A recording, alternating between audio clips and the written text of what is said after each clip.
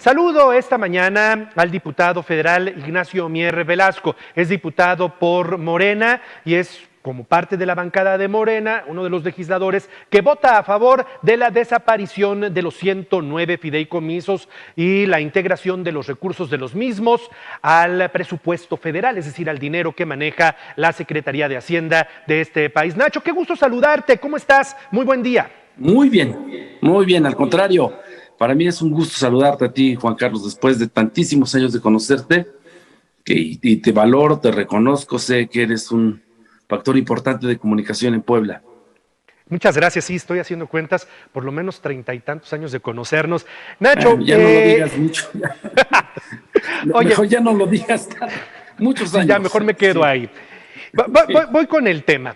Dice el presidente de la República que desaparecen los fideicomisos porque en todos ellos hay manejo corrupto, había un manejo corrupto de los temas.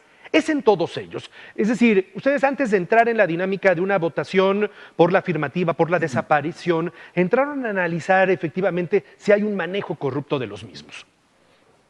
Mira, déjame esto comentártelo porque ha habido mucha desinformación con relación a eso.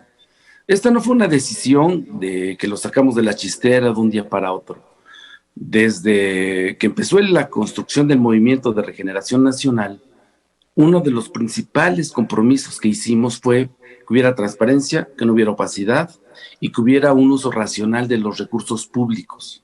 En nuestro país, quien tiene la responsabilidad de manejar los recursos que son del pueblo es el gobierno federal o los gobiernos estatales o municipales. No está en la Constitución que lo tengan que manejar ni instituciones financieras ni instituciones de carácter privado, porque entonces no tendría razón de ser el Estado, el gobierno. En el anterior régimen, el modelo estaba hecho de tal manera que empezaron a cederle a instituciones privadas la responsabilidad, que es la responsabilidad del gobierno, y empezaron a privatizar todo. No quiero hablar de un famoso escrito de Saramago con relación a la privatización, pero empezaron a generar eso. Te voy a poner un ejemplo, solo un ejemplo aquí para nosotros los poblanos, para que la gente pueda entender esto. En Puebla existe un fondo mixto, Ayuntamiento de Puebla con ACID. Ese fondo tiene desde el 2014 2017 tiene 15 millones de pesos. ¿Y sabes cuántos proyectos con ACID de investigación se han registrado, se han iniciado en todo este tiempo? Ninguno, Juan Carlos. Y se ha venido pagando cada año, ni siquiera le han pagado, ahí está, porque ni siquiera ha sesionado, ni siquiera han registrado ningún proyecto de investigación. Se han pagado, pues deben de pagar 1 millón de pesos más o menos, solo para el auditor y el contador. Wow. Y no se ha generado ningún proyecto de investigación. Entonces, lo que se hizo fue, hay investigadores, sí, tenemos más de 50,000 muchachos que están estudiando en el extranjero. Se les va a seguir dando el apoyo, por ejemplo, con lo que se refiere a la promoción de la investigación y de la formación de nuestros jóvenes. Se va a seguir fomentando la producción, la filmación, la exhibición de películas mexicanas, claro, pero ya no va a haber un un fondo de fomento al cine, sino a través del Instituto del Cine se va a poder seguir fomentando a los creadores. Y así en todos los fideicomisos, lo único que se hacía es pagar una estructura paralela a las instituciones que ya de por sí los mexicanos pagamos. Finalmente, hoy lo que estamos viendo es una integración de esos recursos, como bien lo dices, a la Secretaría de Hacienda.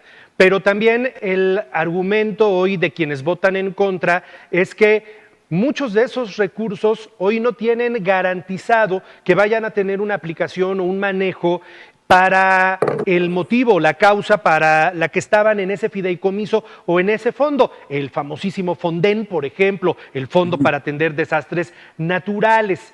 ¿Cómo hacerle para garantizar que haya recursos garantizados para atender prioridades como lo puede ser una emergencia de salud o una emergencia a partir de un desastre natural, Nacho? Por ejemplo, también para Puebla, ¿no? Para hablar de nosotros los poblanos.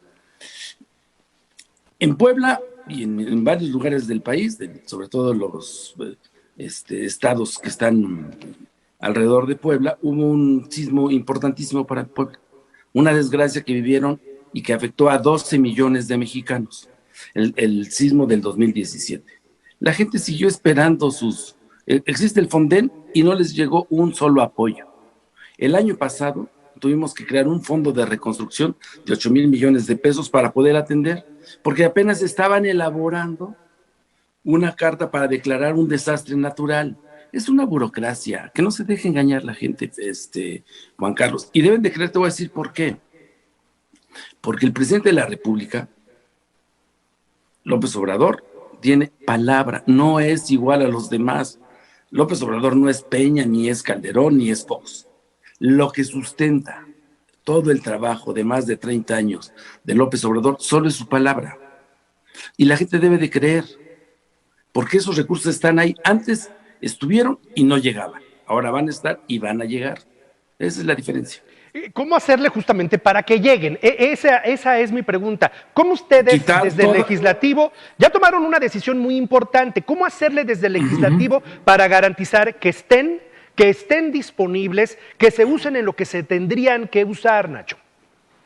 Mira, como ahora, desafortunadamente por el huracán que azotó la península de Yucatán, que afectó el estado de Yucatán y de Quintana Roo, de manera inmediata, al día siguiente ya estaba actuando el gobierno federal y estaban canalizando los recursos. No tuvo que haber una declaratoria, después de la declaratoria evaluar si no tenía suficiencia presupuestal el Estado, después de evaluar si tenía recursos o no el Estado, hacer la declaratoria y 4 años después, la gente nunca vio al Fonden, ¿eh? Ahora va a ser de manera inmediata, porque hay responsabilidad, porque los mexicanos le dieron su confianza, le dieron su voto a López Obrador, 30 millones de mexicanos, y lo único que tenemos para demostrarle al país es cumplir con nuestra palabra. No tenemos otro recurso más que cumplir con la palabra y la obligación que la Constitución nos da. Yo le digo a los poblanos, a la gente que nos hace favor de vernos y de oírnos, que confíen, este gobierno es distinto. Este gobierno, de manera inmediata, sin que tenga que haber una declaratoria de desastre, va a canalizar los recursos necesarios para que en situaciones de desgracia, incendios, temblores o cualquier otro desastre natural, inundaciones, puedan recibir de manera inmediata el apoyo con el recurso que es del pueblo de México. En eso consiste el cambio de régimen, acabar con todas esas trabas burocráticas, el amiguismo, el compadrazgo, porque quienes presidían esos fondos normalmente eran directores que tenían muy buenos sueldos, pero que eran omisos frente a las desgracias que tenía el país, Juan Carlos. Voy a hacer mi última pregunta y sin el afán de ser reiterativo. Sobre las manos de ustedes, Nacho, va a pasar el presupuesto de egresos para el año entrante, un presupuesto que hoy además estará nutrido con estos recursos de estos 109 fideicomisos. ¿Hay disposición para etiquetar, es decir, para decirle a la Secretaría de Hacienda, este recurso lo vas a aplicar, así como vino de estos fondos privados, lo vas a aplicar de esta manera y solo para esta manera? No eran fondos privados, eran fondos públicos. Sí, Era manejados dinero por fideicomisos, por instituciones. sí, fiduciarias privadas, Sí. a todos los mexicanos, a los creadores, a los investigadores, a la gente que pueda vivir desafortunadamente una desgracia natural, a los artistas, a los creadores, el recurso está asegurado, Se va a quitar toda la traba burocrática, ya no van a tener necesidad de buscar intermediarios, les va a llegar. No se va a suspender uno solo, y es la palabra, Es más, te voy a decir una cosa, Juan Carlos. A mí me queda un año como diputado federal. Si yo no tengo problemas de salud, cumpliré con mi obligación constitucional y seré diputado federal. Si no cumplo, te lo digo a ti, o el gobierno, después de lo que aprobamos, no cumple, yo pido licencia y me retiro de mi cargo como diputado federal. Una persona que no vea que se cumpla, yo me retiro. Te agradezco mucho, Nacho, por haber platicado con nosotros esta mañana. Y vamos a seguir platicando porque viene todavía un periodo más intenso, que es el de la asignación para los recursos. Un estado de Y va a Puebla haber que... también, perdón que te interrumpa, Juan Carlos, ahí también va a haber mucha Sí, resistencia, ¿eh? sí, me imagino. Muchísima resistencia, ya lo sabemos, pero tiene que cambiar este país. Para hacer lo mismo, de verdad te lo digo sinceramente, yo no me hubiera ido 4 años de mi vida al norte para que el país siguiera haciendo lo mismo. El país tiene que cambiar, Juan Carlos. Tiene que cambiar porque 70 millones de mexicanos no tienen la oportunidad de vivir como vivimos apenas 30 millones de mexicanos. El país necesariamente tiene que cambiar. Y hay que acabar con la corrupción, hay que acabar con la opacidad y hay que generar, hay que propiciar que el presupuesto sea un elemento redistributivo del ingreso que permita que se abatan las desigualdades. Al diputado Ignacio Mier Velasco, te aprecio la comunicación esta mañana, te mando un abrazo desde Puebla y ojalá nos veamos pronto. Con todo el cariño de siempre, Juan Carlos, que tengas mucho éxito y saludo a todo tu equipo. Muchas gracias.